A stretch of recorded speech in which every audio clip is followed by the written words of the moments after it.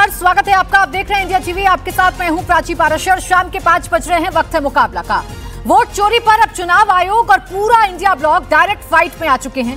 नौबत अब मुख्य चुनाव आयुक्त ज्ञानेश कुमार के खिलाफ महाभियोग तक की आ गई है। अभी तक चुनाव आयोग से जवाबों की मांग करने वाला विपक्ष चुनाव आयोग की 100 मिनट वाली प्रेस कॉन्फ्रेंस के बाद और ज्यादा आक्रामक हो गया है। चुनाव आयोग ने हर सवाल का जवाब दिया, लेकिन विपक्ष कह रहा है कि उनके सवालों का अब भी जवाब मिलना बाकी है। बिहार में राहुल गांधी और तेजस्वी यादव वोट अधिकार यात्रा पर हैं। दोनों कह रहे हैं कि गरीबों पिछड़ों का वोट चोरी हो रहा है। यूपी में रामगोपाल यादव कह रहे हैं कि यादव और मुस्लिमों का वोट काटा जा रहा है, जिसमें सहूलियत, वो वैसे आरोप लगा रहा है। आसान टारगेट इलेक्शन कमीशन बन गया है। सवाल है कि क्या विपक्ष की जिद यही है कि जो उनको हो पसंद सब वही बात करेंगे? वो दिन को कहें रात तो क्या रात कहेंगे? आज इन्हीं सवालों पर करेंगे मुकाबला, लेकिन पहले एक रिपोर्ट आपको दिखाते हैं। चुनाव आयोग का क्या होगा? चुनाव आयुक्त का अब क्या होगा? किसकी मर्जी चलेगी, किसकी किरकिरी होगी? ये तमाम सवाल इस वक्त सबसे दिलचस्प नजर आ रहे हैं। इलेक्शन कमीशन ने सारे सवालों के जवाब दे दिए, लेकिन ना राहुल के सवाल खत्म हुए, ना तकरार। बात अब नए सियासी प्रयोग यानी महाअभियोग तक पहुंच गई है। चुनाव आयोग ऐसे कुछ अफसरों के कमान में है जो निष्पक्ष नहीं, साफ साफ एक पक्ष लेते हैं, और इसीलिए ऐसे अफसर कोई भी इंक्वायरी या जांच के खिलाफ हैं। वोटर फ्रॉड में अगर कोई इंक्वायरी हो उसके खिलाफ है, और इसीलिए उनको लगता है कि बड़ी बड़ी बातों करके वो राजनीतिक दलों को डराएंगे। हम बस उन्हें इतना ही कहना चाहते हैं कि अफसर आएंगे, अफसर जाएंगे, लेकिन जैसे हमारे आदरणीय खड़गे जी ने कहा आज सुबह, सदन हमेशा रहेगा। राहुल गांधी जी से एफिडेविट मांग रहा है। उस इलेक्शन कमीशन को हम 2022 में 18,000 गलत तरीके से काटे गए वोटों के एफिडेविट दे चुके हैं। जब उपचुनाव हुआ 2024 में उत्तर प्रदेश में, तो जो विधानसभा थी कुंदर की या अन्य, उसमें इन्होंने बीएलओज को चेंज कर दिया। कुंदरकी में जो बनी हुई पहले की लिस्ट थी उसमें से सारे यादव और मुसलमानों को 100% हटाकर दूसरे लोगों को रखा गया। दोनों सूचियां इलेक्शन कमीशन को दी गई शिकायत के तौर पर कि देखिए ये इलेक्शन कमीशन, ये थे बीएलओज, और इलेक्शन कमीशन ने जाति के आधार पर सारे मुस्लिम और यादवों को हटाकर दूसरे लोगों को किया है।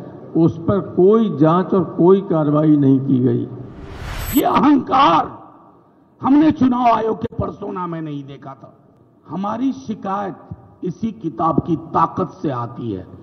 ये भारत का संविधान है। कल माननीय मुख्य चुनाव आयुक्त कह रहे थे कि हमसे सवाल पूछ रहे हैं, संविधान पे सवाल उठा रहे हैं। महोदय, आप संविधान के पर्यायवाची नहीं है, आप जन्मे हैं संविधान से।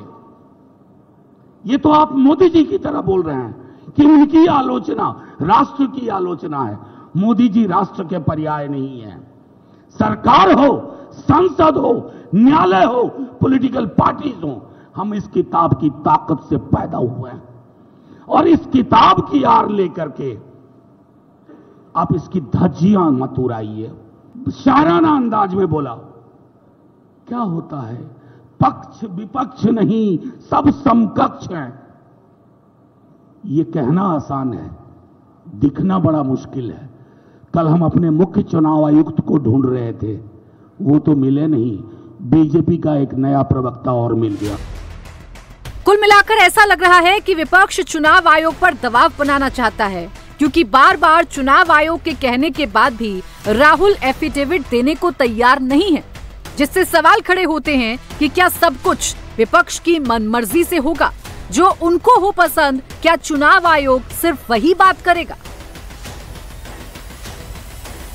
चोर चोर चोर करते रहते, अब जब देखिए राफेल के समय चौकीदार चोर, अब देखिए तो वोट की चोरी। ये स्वाभाविक है, जिसके स्वभाव में जो होता है उन शब्दों का प्रयोग वो बार बार करता है।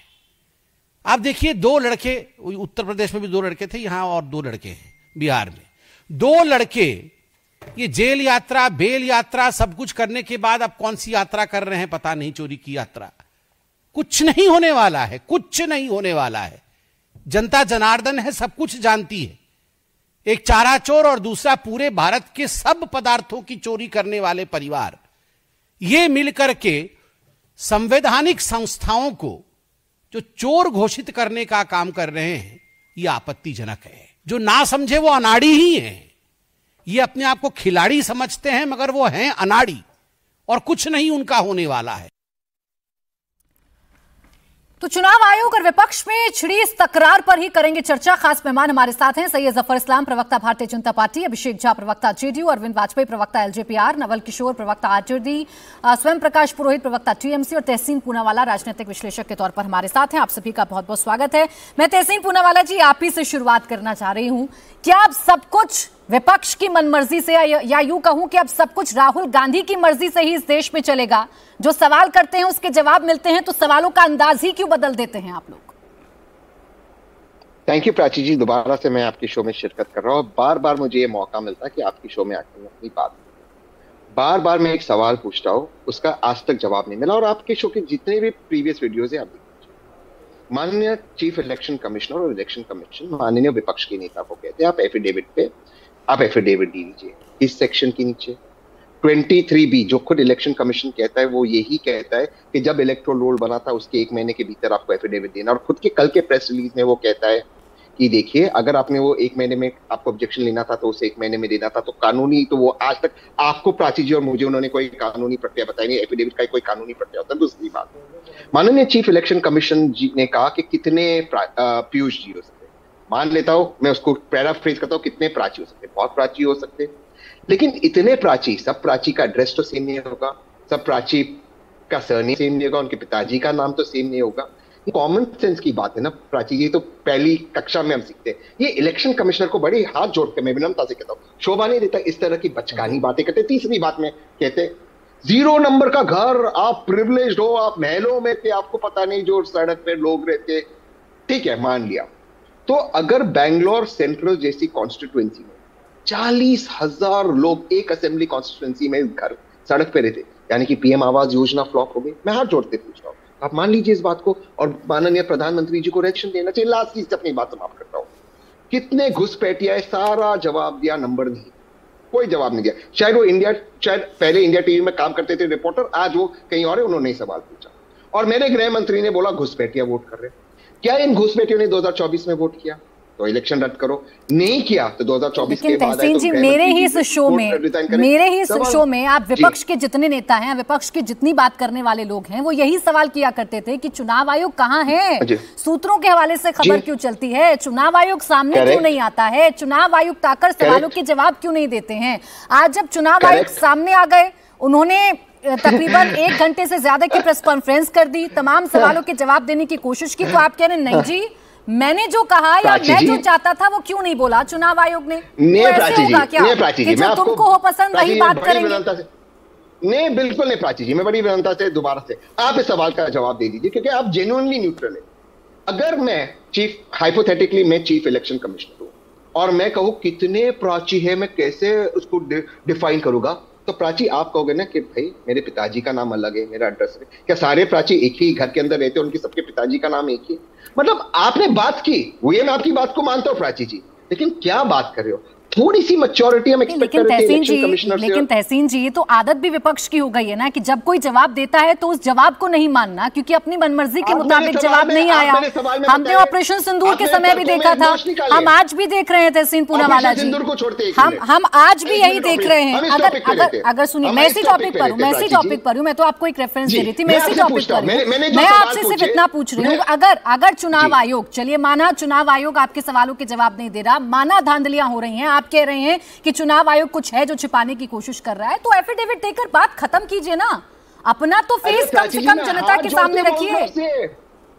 मैं हाथ जोड़ते बता रहा हूं किस सेक्शन में, वो सेक्शन ही अलाउड नहीं है। पर प्राची जी मैं एक चीज पूछ रहा हूं, एक चीज माननीय विपक्ष के नेता ने आरोप लगाए, वही आरोप एब्सोल्युटली, और आपके शो में अपने सवाल पूछे, माननीय अनुराग ठाकुर जी ने लगाए। अनुराग ठाकुर जी को एफिडेविट क्यों नहीं देना? अनुराग ठाकुर को नोटिस क्यों नहीं? अनुराग ठाकुर के पास डेटा का था। प्राची जी 1 मिनट और लूंगा, क्योंकि तहसीन जी अनुराग ठाकुर ने ये नहीं कहा कि चुनावों की चोरी हो रही है।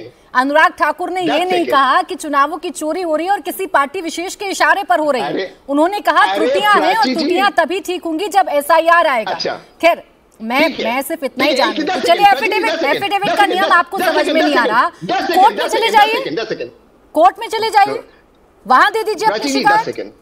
प्राची जी 10 सेकंड। जी कल इलेक्शन कमिश्नर 10 सेकंड, कल इलेक्शन कमिश्नर जी ने बहुत अच्छी बात की और एक उनसे सवाल पूछा गया कि इतने लोग हमारे गुजर गए हैं, क्योंकि ये वर्ल्ड रिकॉर्ड होता तो नहीं 2003 से लोग गुजर गए, उनका रिकॉर्ड नहीं।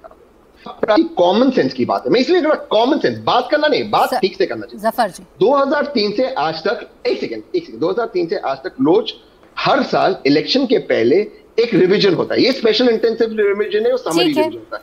इतने लोग रोल पे थे, मृत्युक लोग, मैं ये नहीं कह रहा उन्होंने वोट किया और आपने निकाला नहीं, ये किसका दोष है? ये भी राहुल गांधी। चलिए ठीक, अब जवाब दीजिए सैयद जफर इस्लाम साहब, राहुल गांधी क्या गलत कह रहे हैं? वो अगर आरोप लगा दें, वो अगर प्रेस कॉन्फ्रेंस में ये बता दें कि वोट चोरी हुई है, सिलसिलेवार तरीके से सबूत सबके सामने रखते हैं, तो आप एफिडेविट की डिमांड करने लगते हैं। और जब आपकी अपनी ही पार्टी, आपके अपने ही नेता अनुराग ठाकुर ऐसा ही करते हैं तो सब चुप हो जाते हैं, कोई एफिडेविट नहीं मांगता, क्यों ऐसा? देखिए, दो अलग अलग सिचुएशन है। हम इस बात को मानते हैं जो राहुल गांधी जी नहीं मानते हैं। हम इस बात को मानते हैं कि इलेक्शन कमीशन की जिम्मेदारी है, रिस्पॉन्सिबिलिटी है कि वोटर लिस्ट साफ सुथरी हो, चुनाव साफ सुथरा हो और उसमें कोई भी घुसपैठिया या ऐसा अवैध तरीके से कोई वोटर लिस्ट में ना आ जाए। और उस पर अगर सवाल कोई उठाता है, हम तो सवाल नहीं उठा रहे, हम तो SIR का सपोर्ट कर रहे हैं और कह रहे हैं SIR होना चाहिए, ताकि अगर कोई भी इस बात को कहता है कि वोटर लिस्ट में गलत वोट है तो उसको बाहर निकालना चाहिए उस SIR के बाद। लेकिन अगर कोई इलेक्शन कमीशन पे ही सवाल उठाए तो आप संविधान पे सवाल उठाते हैं, आप कॉन्स्टिट्यूशनल बॉडी पे सवाल उठाते हैं, आप कलंकित करने का काम करते हैं। इसलिए दोनों में फर्क है, ये समझिए। इनको समझ में नहीं आ रहा तहसीन भाई को, लेकिन समझना चाहिए। हम तो कह रहे हैं SIR कराइए, हमको साफ सुथरे वोटर लिस्ट चाहिए, हमें बिल्कुल ऐसे लिस्ट चाहिए जिसमें कोई घुसपैठिया नहीं हो, कोई अवैध तरीके से वोटर नहीं हो, चाहे किसी आइडियोलॉजी का हो, किसी सोच का हो, लेकिन वो सिर्फ भारत का नागरिक होना चाहिए और उसको अधिकार है वोट देने का, बस वही होना चाहिए। किसको वोट देता है उससे कोई मतलब नहीं। तो इसमें क्या गलत बोला हमने? वो तो कहते हैं भाई उनका तो मकसद ही है कि भाई हमारे ये आप इल्जाम लगा रहे वोट इलेक्शन चोरी, तो वोट चोरी तो फलाना चोरी, इस तरह की बातें उन्होंने बहुत बार कही। एटम बम गिरा देंगे, बोलेंगे तो एटम बम गिरा देंगे। अरे भाई, जो एटम बम गिराने वाला एफिडेविट नहीं दे रहा है, अरे ठीक आपने कहा एफिडेविट नहीं देना है, डर लगता है, आपके पास दस्तावेज है, हम तो कह रहे हैं कि आप प्रूफ लेके आइए। बहुत आसान है, कुछ भी कह देना और उसको फिर प्रूफ करना। मैं कह रहा हूं अगर आपका दस्तावेज है तो ईसी तो मांग रहा है, दस्तावेज दे दीजिए। ईसी से डर लगता है तो कोर्ट चले जाइए, कोर्ट में दस्तावेज दे दीजिए, लेकिन कहीं ना कहीं प्रूफ तो दीजिएगा कि स्पीड करके आप थूक के भागने वाला। लेकिन जफर इस्लाम जी, मेरा प्रश्न ये है, चाहे विपक्ष हो, चाहे सत्ता पक्ष हो, चाहे राहुल गांधी जी हो, चाहे अनुराग ठाकुर जी हो, दोनों ही पक्ष मान रहे हैं कि वोटों की हेराफेरी तो हो रही है, दोनों ही पक्ष मान रहे हैं कि गड़बड़ी तो हो रही है, लेकिन एक पक्ष से आप एफिडेविट मांग लेंगे और एक पक्ष को आप कहेंगे नहीं कोई बात नहीं, रहने दीजिए। आपने सिर्फ बात ही तो की है। अरे कोई तो बताएगा जिम्मेदारी किसकी है अगर गड़बड़ी हो रही है चुनावों में तो। नहीं। अरे अब आ रही हूं, अभी आपसे मैंने कहा कि अगर वोटों में कुछ, अगर वोटर लिस्ट में कमियां हैं, अनुराग भाई ने कहा कि वोटर लिस्ट में कुछ कमियां हैं तो SIR हो रहा है, उससे पूरी तरह से वोटर लिस्ट सुधर जाएगा। ये कह रहे हैं वोटर लिस्ट SIR गलत है, SIR नहीं होना चाहिए। दोनों में फर्क है ना। अगर कुछ कमियां हैं तो उसको सुधार होना चाहिए। सुधार कौन करेगा? क्या कांग्रेस पार्टी करेगी? यह सुधार इलेक्शन कमीशन करेगा। हम सपोर्ट कर रहे हैं इलेक्शन कमीशन को, इस बात को सपोर्ट कर रहे हैं कि इलेक्शन होना चाहिए, एसआईआर होना चाहिए। इस्लाम जी, एसआईआर होना चाहिए, लेकिन इस देश में जो गड़बड़ियां हो गई हैं उसकी जिम्मेदारी कोई लेगा कि नहीं लेगा? और ऐसा क्यों है जफर इस्लाम साहब आपकी सरकार में कि सवाल पूछना ही गुनाह हो गया है? विपक्ष किसी भी मसले पर सवाल पूछे, आप कभी उसे राष्ट्र विरोधी बता देंगे, कभी आप उसे राष्ट्रद्रोह बता देंगे, कभी पीएम का अपमान बता देंगे, कभी संविधान के खिलाफ बता देंगे। विपक्ष के सवाल भी क्या आप ही तय कीजिएगा? आप प्राची जी बिल्कुल सवाल कीजिए, और अगर सवाल नहीं, आपको जवाब नहीं मिल रहा है तो कोर्ट में जाइए। ये कॉन्स्टिट्यूशनल और कॉन्स्टिट्यूशन का हवाला देते हैं जी, और कॉन्स्टिट्यूशन से चलने वाली संस्थाओं को कलंकित करते हैं। ये कैसे कॉन्स्टिट्यूशन को मानते हैं भाई? ये मानते ही नहीं, इनको तो सिर्फ अपीसमेंट वाली पॉलिसी चाहिए। कॉन्स्टिट्यूशन अधिकार देता है विपक्ष को कि वो सवाल करे, उस सवालों का जवाब देना ना देना ये आपके बस में हो सकता है, लेकिन विपक्ष तो सवाल करेगा। मैं तहसीन जी आऊँ आपके पास, बाकी मेहमानों को इंक्लूड कर लूँ फिर बहुत जल्दी से, बहुत जल्दी। जफर जी, हाँ बोले बोले। बस इतना कह रहा हूँ कि देखिए राजी जी, हकीकत है कि 90 इलेक्शन हार चुके, 90 इलेक्शन हार चुके हैं। इलेक्शन हारने का मैं तहसीन जी आपके पास आऊंगी, मुझे बाकी मेहमानों को चर्चा में लेकर आना, उसके बाद आप काउंटर कर लीजिए। नवल किशोर जी अभी रुके, दोनों रुक जाए, आप दोनों रुक जाए प्लीज, दोनों की ऑडियो डाउन करवाऊंगी मैं। नवल किशोर जी, क्या सब कुछ जिद से होगा? अगर जवाब दिया जाएगा तो आप उसे नहीं मानेगा, आप गोल पोस्ट चेंज कर दीजिएगा। चुनाव आयोग ये कहता रहेगा कि आप आ जाइए, आप 30 लोग आ जाइए, फिर आप अपनी शिकायत दे दीजिए, तो आप कहेंगे नहीं हम तो 300 लोग जाएंगे। चुनाव आयोग कहेगा कि एफिडेविट दे दीजिए, तो आप कहेंगे नहीं हम एफिडेविट भी नहीं देंगे। हल चाहते हैं या सिर्फ माहौल बनाना चाहते हैं? प्राची जी, हम तो एक एक बात जनता के सामने प्रेस के माध्यम से चुनाव आयोग से पूछा, और वो सारे सवाल जो हमने पूछा उस पर सुप्रीम कोर्ट ने मोहर लगाया। हमने पहली बार जब कही कि 65 लाख जो वोट आपने काटे हैं उसका कारण बताइए, तभी तो हम जांच कर पाएंगे कि ये सही है या गलत है। ये आप देख लीजिए कि हम लोगों ने प्रेस के माध्यम से पूछा, वो क्या कहते हैं कि ये मिसलीडिंग है। जो चुनाव आयोग है उनके मन का सवाल होगा तो मिसलीडिंग नहीं है, लेकिन अगर जायज़ सवाल पूछे जाए तो मिसलीडिंग है। पहले तो वो खुद जवाब नहीं दे रहे थे, उनके बिहाफ पे भारतीय जनता पार्टी जवाब दे रही है। अब जब वो जवाब देने के लिए प्रेस के सामने आए तो सवाल कुछ भी हो, उत्तर तो भारतीय जनता पार्टी ने तय किया है, वही तो उत्तर दे रहे हैं। उत्तर कहाँ दे रहे हैं? वो कह रहे हैं कि ना पक्ष है ना विपक्ष है, हम सब समकक्ष हैं। बताइए कौन सा जवाब हुआ? हम आपसे चाहते हैं स्वच्छ और निष्पक्ष चुनाव। आप पक्ष और विपक्षी बात करते हैं, आप बिल्कुल सही बोल रहे हैं कि पक्ष और विपक्ष आप कुछ नहीं है, लेकिन समकक्ष नहीं है, आप सभी से ऊपर है। चुनाव आयोग का काम है चुनाव कराना, और संविधान ने उसको स्वतंत्र एक स्वरूप दिया है। उसका मूल कारण यह है कि चुनाव आयोग लोगों के नजर में दिखे कि स्वच्छ और निष्पक्ष है। एसआईआर के खिलाफ में किसी ने नहीं कहा, बस ये कहा कि आपने जो टाइमलाइन चूज किया है, 9 सप्ताह के बाद बिहार में सरकार बदलने वाली थी, आपने एसआईआर का अनाउंस कर दिया। बोला कि सारा प्रक्रिया जो हमने किया है, एसएसआर से लेकर बीएलओ एलओ जितना भी काम है ये सारा फर्जी है, हम इसको शुद्धिकरण करेंगे। ये आपने मनमानी तरीके से किया, लगता है कि इस पर भाजपा का प्रभाव था। हम चाहते, उसके बावजूद भी जो आपने प्रक्रियाएं अपनाई उसमें कोई पारदर्शिता नहीं थी। ये हम जमीन से आपको बता रहे थे, जो मीडिया कर्मी वहां से दिखा रहे थे उस पर आप एफआईआर कर रहे थे।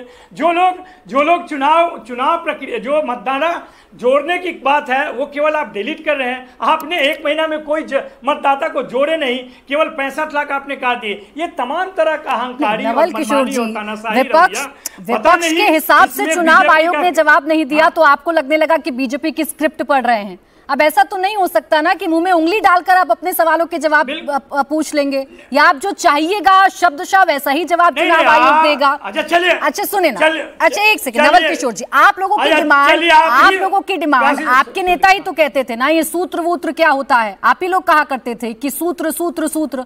अब तो सामने आ गए चुनाव आयुक्त, उन्होंने बता दिया, सारे सवालों के जवाब दे दिए, लेकिन आपके हिसाब से जवाब नहीं दिया तो वो गलत है। ऐसा मनमर्जी से जवाब देंगे तो मानेंगे, वरना नहीं मानेंगे। नहीं, आप बताइए। नहीं, आप ये बताइए कि जब हम कह रहे थे कि आप 65 लाख वोटर जिसको आपने डिलीट किया है उसका डिटेल आप दीजिए हमको, तो उस समय ये क्या कह रहे थे क्यों सुप्रीम कोर्ट 1 महीना तक सुप्रीम कोर्ट का उलझा के रखा? आधार कार्ड की बात जब हम कह रहे थे, सुप्रीम कोर्ट ने लगातार कहने के बाद जब तक निर्देश नहीं दिया तब तक ये नहीं माने, तो आप कैसे कहते हैं कि हम गलत सवाल उठाए थे? हमने तो जो भी सवाल उठाए। नहीं नवल किशोर जी, मैं आपके सवालों को गलत नहीं कह रही हूँ। सुप्रीम कोर्ट, अरे उसी सुप्रीम कोर्ट ने आपकी 2 बातों को मानकर चुनाव आयोग को कहा है ना, तो यहाँ भी चले जाइए। चलिए एफिडेविट नहीं दे रहे तो चले जाइए सुप्रीम कोर्ट में ही पिटीशन दायर कर दीजिए, कोई रोक रहा है आपको? अरे दूध का दूध पानी का पानी तो कीजिए, चेहरा तो लाइए सामने।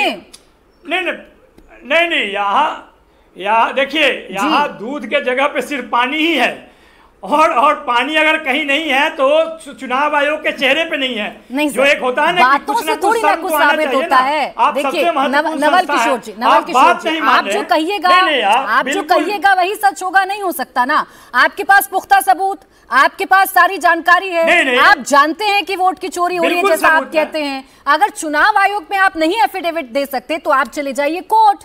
कितनी पिटीशन अभी तक कोर्ट में आप लोगों ने दायर की? चलिए महाराष्ट्र की बात कर लेते हैं, कितनी शिकायतें आप लोगों ने महाराष्ट्र चुनाव में दायर की? बिहार पर तो आप लड़ रहे हैं। आप बता दीजिए, आप बता दीजिए कि महाराष्ट्र और बिहार में ऐसा क्या हुआ कि आधार कार्ड पे आधार पर आपने महाराष्ट्र में वोट जोड़े और यहाँ पर आधार कार्ड मानने के लिए तैयार नहीं है। ये चुनाव आयोग बताएगा या भारतीय जनता पार्टी? आपसे पूछ रही हूँ कि आप काहे देर कर रहे हैं? अगर आपको असली चेहरा चुनाव आयोग का समझ में आ रहा है तो काहे देर कर रहे हैं? अरे एफिडेविट नहीं दे सकते अगर, तो आप सुप्रीम कोर्ट चले जाइए, वही दरवाजा खटखटाइए। अरविंद वाजपेयी जी, देखिए अब रुक जाइए सर। अरविंद वाजपेयी जी, हम तो जनता के विपक्ष के सवाल जस के तस हैं और विपक्ष के सवाल तो तीखे हो गए हैं। अब तो नौबत महाभियोग प्रस्ताव तक आ गई। अब रुक जाइए नवल किशोर जी, वो ये कह रहे हैं कि चोरी हो रही है और ऊपर से सीना जोरी भी की जा रही है। हम जो सवाल पूछते हैं उसका जवाब नहीं देता, बेतुके तर्क दिए जा रहे हैं चुनाव आयोग की तरफ से। देखिए, ये वोट चोरी का जो आरोप लगा रहे हैं, वोट चोरी कौन कर रहा है? इलेक्शन कमीशन कभी वोट चोरी कर सकता है? इलेक्शन कमीशन तो वोटर लिस्ट को ठीक करने की बात कर रहा है और इसीलिए एसआईआर की है उसने। अगर वोटर लिस्ट में कोई नाम गड़बड़ है, गलत है, सही नहीं है, तो ये पॉलिटिकल पार्टीज का फर्ज होता है कि उसको ठीक कराए। एक बूथ पे 1000-1500 वोट होते हैं और उसी से बीएलए अपॉइंट होता है और बीएलए का काम है कि ये एड्रेस गलत है, ये आदमी छोड़ के चला गया, ये आदमी मर गया, ये आदमी जिंदा है, ये आदमी जवान हो गया, उसको सबको ठीक कराते हैं। तो ये अपनी जिम्मेवारी कर नहीं रहे और दूसरे पर अपने आरोप लगा रहे हैं कि वोट चोरी कर लिया, वोट चोरी कर लिया। कौन सा वोट चोरी कर लिया? कैसे वोट चोरी हो गया? मेरे को समझ ही नहीं आ रही है बात। क्या आर्ग्यूमेंट क्या है इनका वोट चोरी का? तो पूरा लिस्ट में गड़बड़ी है, एक सेकंड, लिस्ट में गड़बड़ी है, ये लिस्ट आज से नहीं है। देखिए पूरा 50 बोलने दें नवल किशोर जी, बोलने दें, आवाज कम कर दीजिए। लगातार चुनाव हो रहे हैं और यही इलेक्शन कमीशन चुनाव करा रहा है और उसमें कई पार्टियां जीतती हैं, कई पार्टियां हारती हैं। वोट चोरी हो गई, वोट डकैती हो गई, ये सिर्फ नैरेटिव बनाना चाहते हैं, ये सिर्फ जनता को गुमराह करना चाहते हैं। आपने ठीक कहा कि जब इलेक्शन कमीशन ने बुलाया कि आज भी 30 मेंबर ऑफ पार्लियामेंट आ जाए या पार्टियों के लीडर आ जाए और बैठ के 1 to 1 डिस्कस कर लो, और इससे पहले भी पार्टियों को बुलाया जा रहा है। ये जुलाई से सिलसिला जारी हुआ है, हमारी पार्टी भी गई थी और 1 to 1 डिस्कशन होता है। हमने भी पॉइंट उठाए, तो इन लोगों ने ये पॉइंट तब क्यों नहीं उठाए? क्यों उठा नहीं सकते हैं? क्योंकि इनके पास स्पेसिफिक कोई चीज नहीं है। अगर कोई होती तो बाकायदा राइटिंग में कंप्लेंट करते, नंबर 1, वो एफिडेविट से सपोर्ट होती, नंबर 2, और उससे पहले 45 दिन का टाइम होता है। अगर कॉन्स्टिट्यूंसी में कोई गड़बड़ी है तो इलेक्शन पिटीशन फाइल की जाती है हाई कोर्ट में डायरेक्ट। किसी ने की इलेक्शन पिटीशन फाइल? कौन कैंडिडेट हारा है उसने किया क्या? कोई सवाल उठाया उसने क्या? जवाब 0। इधर क्वेश्चन नहीं पूछेंगे, ढंग से जवाब को समझेंगे नहीं। रूल बुक बनी हुई है इलेक्शन कमीशन ऑफ इंडिया की। ठीक है, स्वयं प्रकाश पुरोहित जी, जो है रूल बुक के हिसाब से जो अरविंद वाजपेयी जी कह रहे हैं कि अगर इतना ही आप लोगों के पास सबूत है, एक तो सवालों के जवाब से आप संतुष्ट नहीं, आपको लग रहा है कि चुनाव आयोग ने आपके सवालों के जवाब नहीं दिए, लेकिन अगर आपके पास सब कुछ है और आप उसे देश के सामने रखना चाहते हैं तो लिखित में क्यों नहीं दे देते हैं? क्या बात रोक रही है?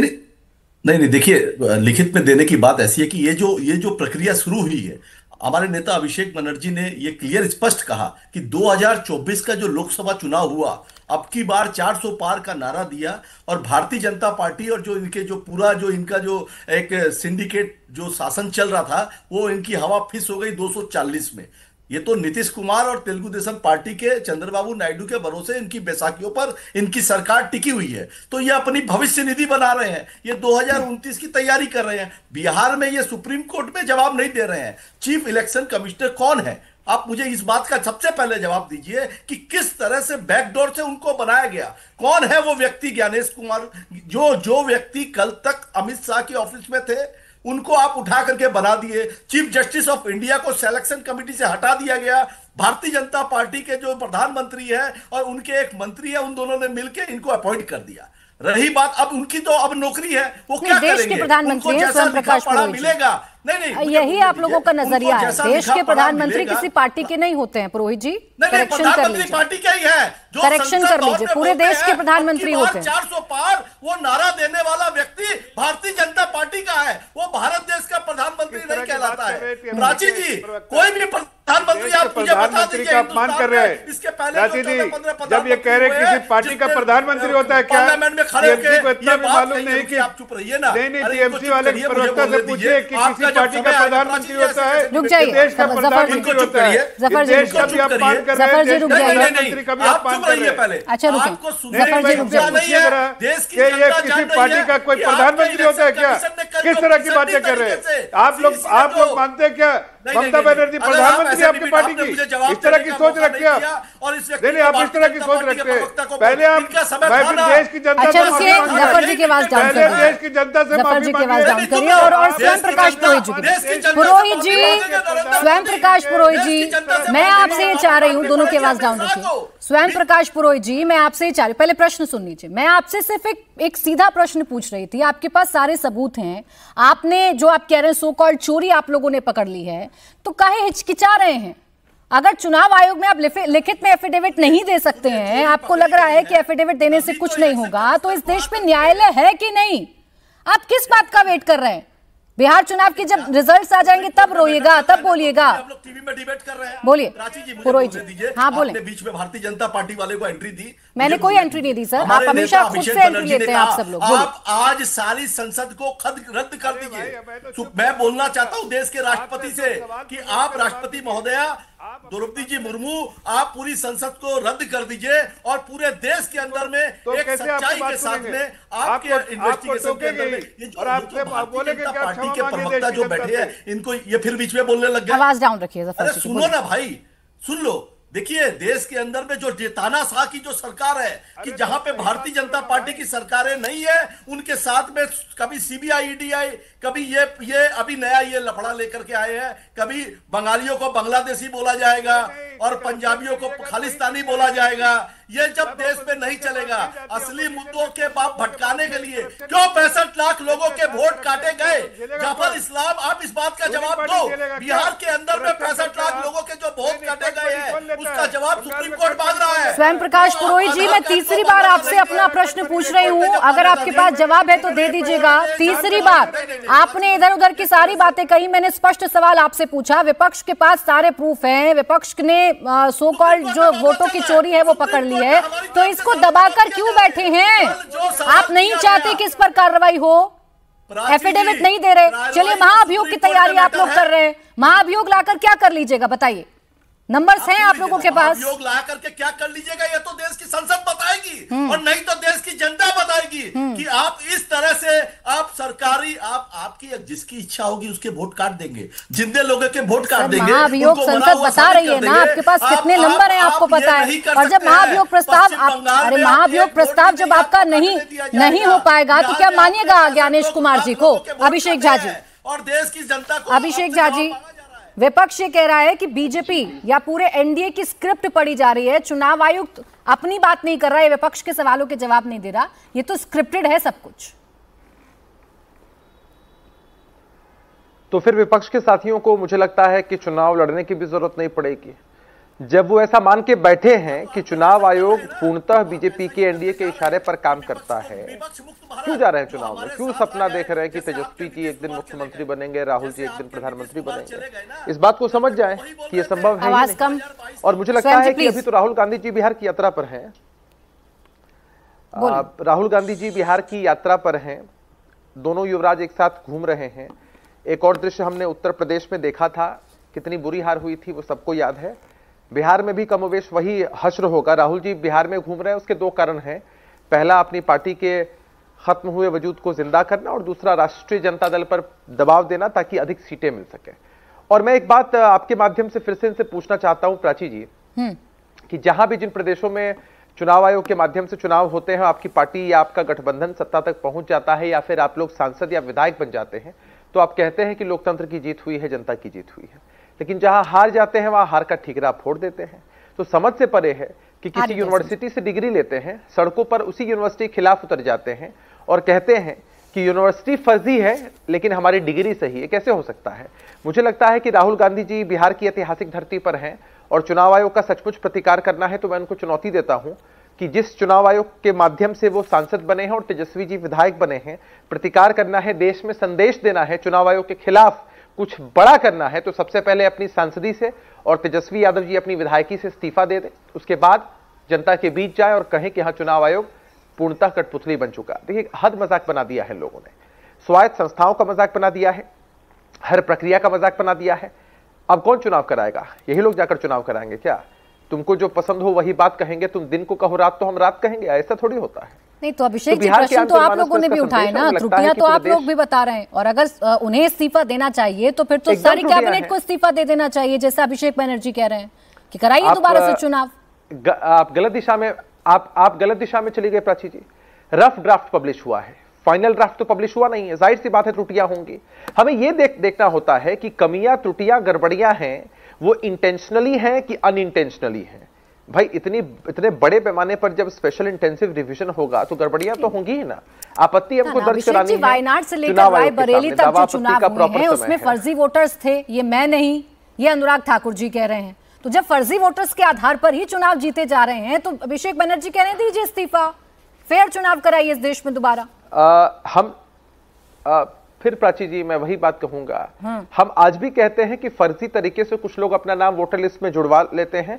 चुनाव आयोग को आइडेंटिफाई करके उनको हटाना चाहिए। हमने चुनाव आयोग पर सवाल नहीं उठाया है, चुनाव आयोग की मंशा पर सवाल नहीं उठाया है। तभी मैं कह रहा हूं कि चुनाव आयोग की मंशा पर, उनकी कार्यशैली पर सवाल उठाने हैं, तब इस्तीफा दे दीजिए ना भाई। हम तो चाहते हैं कि निष्पक्ष चुनाव हो। ठीक है, तो ये मसला ये लोग दूसरी दिशा में लेकर जाना चाहते हैं और हमें लगता है पूरी तरीके से एक्सपोज भी हो रहा है। तहसीन पूनावाला जी, क्या ये कोई दबाव बनाने की कोशिश हो रही है? चुनाव आयोग जो भी कह रहा है वो आप मान नहीं रहे, चुनाव आयोग जो तरीका सुझा रहा है वो विपक्ष को मानना नहीं, विपक्ष वही करना चाहता है जो उसे करना है। तो क्या कोई दबाव, कोई प्रेशर पॉलिटिक्स है? फिर आ रही हूं नवल जी आपके पास, जफर जी आपके पास। जी, मैं झा भाई ने बहुत अच्छी बातें रखी और एक्चुअली उन्होंने बहुत अच्छी बातें रखी। यही बात झा भाई अब इसको दोहराए। 8 अप्रैल 2014 को सुबह 8:50 एक बहुत ही ज्ञानी व्यक्ति जिनका हम सब आदर करते हैं, माननीय नरेंद्र मोदी जी, वो ट्वीट करते, ट्वीट को मैं हिंदी में उसका अनुवाद करता हूं कि इलेक्शन कमीशन को याद रखना चाहिए कि वो बिल्कुल न्यूट्रल और इम्पार्शियल हो, वरना हमारे पास कोई चारा नहीं रहेगा, हमारे कार्यकर्ता सत्याग्रह करेंगे। वो किस पे उंगली उठा रहे थे? किस विद्यालय पे, किस डिग्री पे, किस यूनिवर्सिटी पे आरोप लगा रहे थे? 20 अगस्त 2002 की बात करता हूं, वही व्यक्ति मेरे प्रधानमंत्री, उस तो गुजरात के मुख्यमंत्री थे, कहते इलेक्शन कमिश्नर सोनिया जी से चर्च में मिलते, पता नहीं वो वेटिकन से ऑर्डर लेते कि नहीं। और 24 अगस्त को अटल जी ने उसका खंडन किया।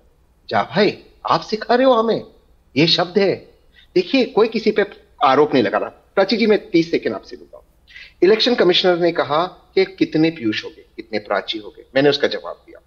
अब वो आप मुझे और नवल भाई को हमेशा कहते थे आप क्यों डेटा लेकर नहीं जाते इलेक्शन कमीशन के पास? खुद इलेक्शन कमिश्नर ने उसका जवाब दिया, कितने प्राची, कितने पीयूष, कितने तहसील। अब कौन इसमें से अगर आपने बता दिया कि कौन गुजर गया है, हमें क्या पता जब तक आप उसका नाम और पिताजी का नाम नहीं दोगे। आप लिस्ट प्रिंट करने से डरते थे। जफर भाई आपके शो पे कहते हैं आप कोर्ट क्यों नहीं गए, कि सुप्रीम कोर्ट, आपको फटकार लगी सुप्रीम कोर्ट के अंदर। आप कहते हैं हम कोर्ट का सम्मान करते हैं, वही हाई कोर्ट ने कहा कि आप वीडियो रिकॉर्डिंग दिखाइए, आपने रेट्रोस्पेक्टिवली लॉ चेंज कर दिया, क्यों किया? तब आप कोर्ट का सम्मान आप करते तो क्यों किया? और ये कौन सी ऐसी प्रिवेसी के लॉज है जफर भाई, आप प्लीज हाथ जोड़ के मुझे बता दीजिए कि 45 डेज तक बहू बेटियों की कोई आप वीडियोस दिखा सकते हैं? 46 डे के बाद बहू बेटी की रिस्पेक्ट चली जाती है अगर आप वीडियो दिखाएं। ये कोई लॉजिक आपको लगता है जफर भाई? जफर भाई मैं फिर से आपसे एक सवाल पूछता हूं। आपने भी कहा इस शो के ऊपर कि घुसपैठियां इस मुल्क में वोट कर रहे हैं। क्या इन घुसपैठियों ने 2024 में किसी के लिए भी किया?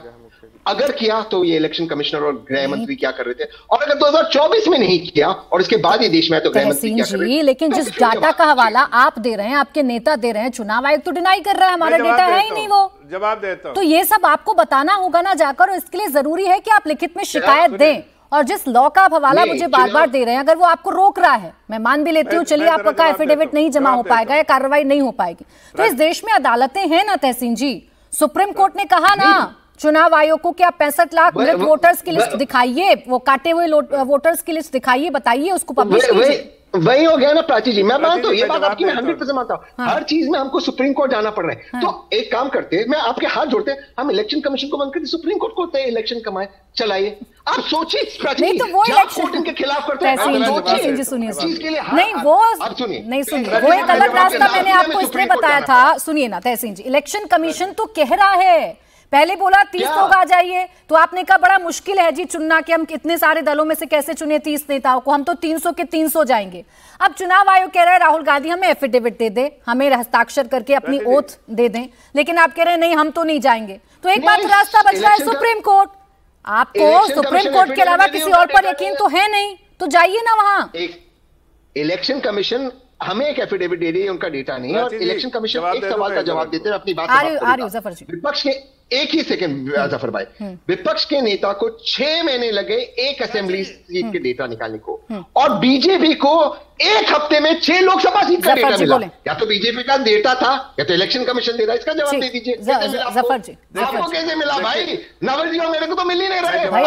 अगर हमारे चुनाव आयोग पर इतने सारे प्रश्न खड़े हो रहे हैं और कंफ्यूजन वोटर्स के दिल में आएगा जफर जी, तो नुकसान किसको होगा? देश को ही होगा ना। मैं जवाब देता हूं प्राची जी, आप सवाल समझ गया, मैं जल्दी से जवाब देता हूं। देखिए, पहली बात मैं तो इनको बता दूं कि ये धांधली वाली जो फर्जी वाला वोट जो है वो कांग्रेस की देन है। आपको याद होगा कि एक प्रधानमंत्री थी पहले, इंदिरा गांधी जी, और उनका इलेक्शन किसने बताया था? कोर्ट ने ठहराया था कि धांधली से इलेक्शन जीता इन्होंने, हम नहीं कह रहे हैं, कोर्ट ने ठहराया था। तो ये उस पार्टी के प्रवक्ता हैं या उसके हमायती हैं, ये हितैषी हैं जो इस बात को बार बार कह रहे हैं। भाई आपको ही आपकी पार्टी के लोगों को जो है ठहराया था, आपके प्रधानमंत्री उस वक्त की जो थी कांग्रेस पार्टी की इंदिरा गांधी जी, उनके इलेक्शन को फर्जी तरीके से जीता था और गलत तरीके से जीता था, इसको गलत ठहराया था। दूसरी बात, हम क्या कह रहे हैं? हम सिर्फ कह रहे हैं सिर्फ दो बात कह रहे हैं। हमें इलेक्शन की जो सूची है, जो वोटर लिस्ट है, वो बिल्कुल साफ सुथरा चाहिए। उसके लिए अगर एसआईआर हो रहा है तो होने दीजिए, हम उसका समर्थन करते हैं। हम ये चाहते हैं कि अगर कोई भी अगर कोई कहता है इलेक्शन में कमियां हैं, कोई उस इलेक्शन में आप कह रहे हैं कमी है, चलिए एसआईआर होने दीजिए, करिए। अगर आपको आपत्ति है एसआईआर से तो आप कोर्ट गए। आपको आपत्ति है, अगर आपको जब प्रूफ मांग रहे तो आपको ओथ देने में आपत्ति है तो आप कोर्ट जाके दे दीजिए प्रूफ, लेकिन प्रूफ तो दीजिएगा ना। अरे लेकिन क्या आप सिर्फ अपमान कीजिएगा, कलंकित कीजिएगा लोकतांत्रिक संस्थाओं को? एसआईआर पर यहाँ कोई नेता खिलाफ नहीं है, लेकिन उनको एसआईआर की जो प्रक्रिया है उस पर यकीन नहीं हो रहा। अब कोर्ट को कहना पड़ा 65 लाख जो वोटर्स काटे गए आप उसको सार्वजनिक करिए, पब्लिश करिए, तब जाकर पब्लिश कर रहा है ना चुनाव आयोग। यही विपक्ष कह रहा था कि ट्रांसपेरेंसी नहीं है। नहीं ठीक है ना, तो हम कह तो रहे नहीं, देखिए इलेक्शन कमीशन कुछ कर रहा है, मान लिया अगर अपोजिशन को कुछ उसमें शिकायत है, मान लिया कुछ शिकायत है, जब ये जीते हैं तो कोई शिकायत नहीं आती, जब इनको हार का खर्चा रहता है तो इनको शिकायत आती है। चलिए हार का खर्चा है, हार सर पे इनको मंडरा रहा है, तो ये इस तरह की बातें करें। नवल जी, ये हार का खतरा है क्या? कोर्ट से राहत मिले, बताइए नवल किशोर जी, ये हार का खतरा है या हार का डर है जो चुनाव आयोग पर दबाव बनाया जा रहा है? अरे बर्खास्त करवा दीजिए ना सरकार को। नहीं, हार का डर नहीं है। जो लोग गलती से जीते हैं उनके मन का जो डर है वो दिख रहा है। हमको तो जब गलत लगा तो हम सुप्रीम कोर्ट में जाने वाली पहली पार्टी है राष्ट्रीय Janata Dal. Single largest party है। बाकी जो लोग बैठे हुए हैं तो सेकंड नंबर के, आने तो तीसरे नंबर पे हैं। हम तो एक नंबर के पार्टी हैं, 2015 में भी 2020 में भी। लेकिन पूरा देश ने देखा था कि 2020 के चुनाव में भी चुनाव आयोग के पर डाउट हुआ था हमें। कम से कम 10 सीट उन्होंने राष्ट्रीय जनता दल को हराया, जिसके कारण हमारी सरकार नहीं बनी। आपने इस देश में देखा कि अनिल मसीह जैसे केस हुए। इस देश ने देखा कि महाराष्ट्र में सुप्रीम कोर्ट ने बोला कि गवर्नर और स्पीकर का गलत भूमिका है, सरकार गलती से गिराया गया, अनैतिक है। ये सारी चीजें चुनाव आयोग के दौरान हुआ है, इसलिए ये डाउट एक दिन में नहीं हुआ है। नवल जी, जल्दी से एक सवाल का जवाब दे दीजिए बस मुझे। 2015 और 20 का हवाला आप दे रहे हैं और बता रहे हैं आप नंबर 1 की पार्टी है, तब ठीक था चुनाव आयोग, तब वोटर्स ठीक थे? नहीं, हम कहाँ कह रहे हैं ठीक और गलत की बात ही नहीं कर रहे हैं। हम कह रहे हैं कि जो आप प्रक्रिया अपनाए हैं उसमें पारदर्शिता नहीं दिख रही है, और ये साबित हो गया। और वहाँ तानाशाही है, ये भी साबित हो गया। नहीं, वहाँ चुनाव आयोग आपको जिता रहा है। ये लॉजिक है ना, चुनाव आयोग कहीं आपको जिता दे रहा है, कहीं आपको हरा दे रहा है। अरविंद वाजपेयी जी, ये एक दिन का शक नहीं है जैसा नवल किशोर जी कह रहे हैं, ये धीरे धीरे करके शक पैदा हुआ। अभी आपके प्रोग्राम में ही वोट चोरी से हट गए, अब ये आ गए प्रक्रिया पे। देखिए ऐसे करते हैं, ये भागते हैं ऐसे धीरे धीरे, गोल पोस्ट शिफ्ट करते रहते हैं। अब कह रहे हैं प्रक्रिया ठीक नहीं है। हाँ तो करो ना, प्रक्रिया ठीक कराओ ना, फॉर्म 6 भरो, फॉर्म 7 भरो, फॉर्म 8 भरो, तो लिखा हुआ फॉर्म में बकायदा। अगर कोई जीवित व्यक्ति का नाम मृत्यु आ गया है, ठीक करा लो, क्या दिक्कत है? कौन मना कर रहा है उसके लिए? ये देखिए सिर्फ नैरेटिव बनाना चाहते हैं कि पदयात्रा काहे के नहीं निकाल रहे हैं, बिहार की जनता को गुमराह करने के लिए जी। और वो तो कह रहे हैं कि पॉलिटिकल इशू है, राजनीतिक यात्रा निकाल रहे हैं। इनको चुनाव आयोग से कोई लेना देना नहीं है, वोटर लिस्ट से कोई लेना देना नहीं है। ठीक है सर, लेकिन कुल मिलाकर बिहार चुनाव से पहले एक बड़ा मुद्दा तो ये बनता हुआ जा रहा है। बहुत शुक्रिया आप सभी का हमारे साथ आज की इस चर्चा में जुड़ने के लिए।